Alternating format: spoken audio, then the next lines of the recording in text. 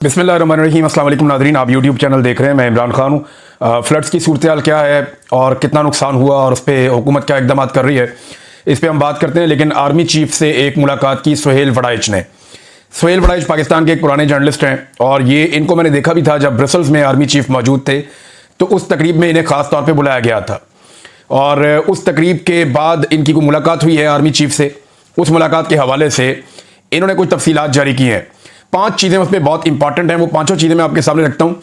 Army chief का mind मुकम्मल तौर पे डिस्क्लोज हो गया है, यानी वो फ्यूचर में क्या करेंगे, उनके दिमाग में क्या चल रहा है और मौजूदा field marshal army chief Pakistan को कहाँ ले जाना चाहते हैं और यानी वो जाने का उनका इरादा है भी या नहीं, ये सारी चीज़ें मैं आपके सामने रख देता हूँ।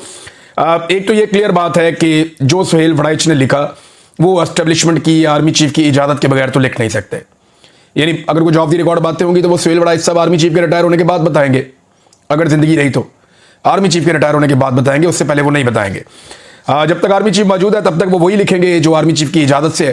तो आर्मी चीफ की इजाजत से 5 चीजें सामने आई हैं। नंबर 1 चीज जो है वो माफी का मुतालबा है। नंबर 2 तब्दीली के बारे में अफवाहें। नंबर 3 खारजा पॉलिसी। नंबर 4 मईशत के मामला। नंबर 5 डोनाल्ड ट्रंप, अमेरिका और चीन।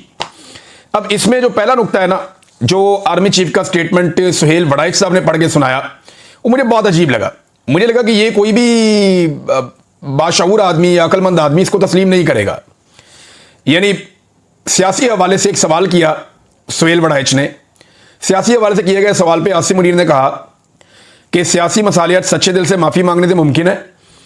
इस हवाले से उन्होंने स्टेज पर कुरान पाक की आदम की तख्लीक और शैतान के किरदार के हवाले से आयात का मतन और तर्जमा बताया, जिससे वादे होता था कि शुरू में फरिश्तों को आदम से मसला था, मगर खुदा ने आदम को तख्लीक किया तो सवाए शैतान के, इबलीस के, सब फरिश्तों ने इंसान को खुदा का हुक्म और करिश्मा समझकर कबूल कर लिया। गोया माफ़ी मांगने वाले फरिश्ते रहे और माफ़ी ना मांगने वाला शैतान बन गया। अब ये पाकिस्तान तहरीक इंसाफ के बारे में आर्मी चीफ फील्ड मार्शल का माइंड डिस्क्लोज कर रहे हैं सुहेल वड़ाइच साहब, कि वो ये समझते हैं कि जैसे अल्लाह ताला ने कहा कि माफ़ी मांगो और इबलीस ने, शैतान ने माफ़ी नहीं मांगी और बाकी सब जिन्होंने माफ़ी मांग ली वो फरिश्ते हो गए और जिसने माफ़ी नहीं मांगी वो शैतान हो गया। और इस पर उन्होंने कुरान पाक का हवाला दिया आर्मी चीफ ने। अब सवाल यह है कि सारा कुरान पाक इमरान खान और पाकिस्तान तहरीक इंसाफ के खिलाफ उतरा है? क्या कुरान पाक की कोई आयत आपको यह नहीं बताती कि जुल्म नहीं करना, चादर और चार दीवारी का तकद्दुस पामाल नहीं करना, जबरी तौर पर इंसानों को लापता नहीं करना, बेगुनाहों का खून नहीं बहाना, जुल्म जबर और फस्तायत नहीं करनी, ईमानदार रहना है, बेईमानी नहीं करनी, लोगों का मैंडेट चोरी नहीं करना, अमानत में खयानत नहीं करनी, रिश्वत, सिफारिश और चोरों डाकुओं का साथ नहीं देना, गवाही हमेशा सच्ची देनी है, झूठ नहीं बोलना। क्या ये सारी चीजें, हक के साथ खड़े होना, ये सारा कुछ कुरान पाक में नहीं लिखा हुआ? या पूरा कुरान पाक जो है वो पाकिस्तान तहरीक इंसाफ और इमरान खान के बारे में ही आपने आर्मी चीफ ने सुनाना है लोगों को?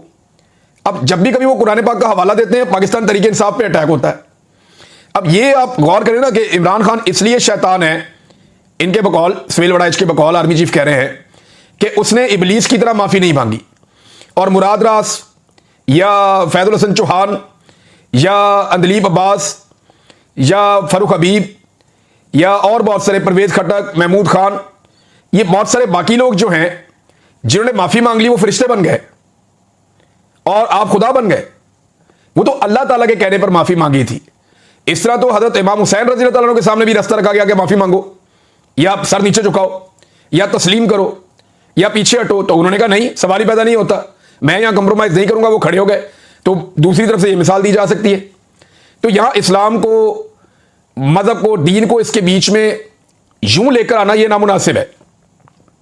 इस वक्त ताकत आपके पास है तो आप जो चाहे कर सकते हैं, लेकिन कुरान पाक को बीच में लाकर यह कहना कि एक सियासी जमात और उसके पैरोकार जो माफी नहीं मांग रहे वो शैतान है। अब मैं अगर कुछ सवालात पूछूं कि एक, चलें ये मान लें थोड़ी देर के लिए कि पाकिस्तान तहरीक इंसाफ के लोगों ने गुस्से में आकर जब इमरान खान साहब को गैर कानूनी तौर पर गिरफ्तार करके घसीटा गया और मारा गया, तो तहरीक इंसाफ के लोगों ने गुस्से में आकर कुछ फौजी मकामात के ऊपर अटैक कर दिया, कुछ पुतले तोड़ दिए, कुछ जगह पे आग लगा दी, कुछ तोड़ फोड़ कर दी, कुछ शीशे तोड़ दिए, वो मोर चोरी करके ले गया, कुछ इस तरह की हरकतें की उन्होंने। तो उस पर तो आप कह रहे हो उन्हें माफी मांगनी पड़ेगी वरना वो शैतान बन जाएंगे, क्योंकि खुदा के कहने पर शैतान ने माफी नहीं मांगी थी। लेकिन क्या किसी डिक्टेटर ने आज तक माफी मांगी है इस मुल्क में मार्शल लॉ लगाने पर? क्या वो फरिश्ते हैं अभी भी?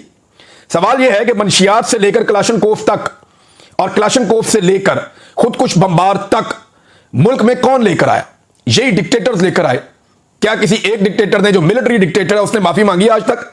आधा मुल्क तोड़ दिया, उसकी माफी मांगी आज तक?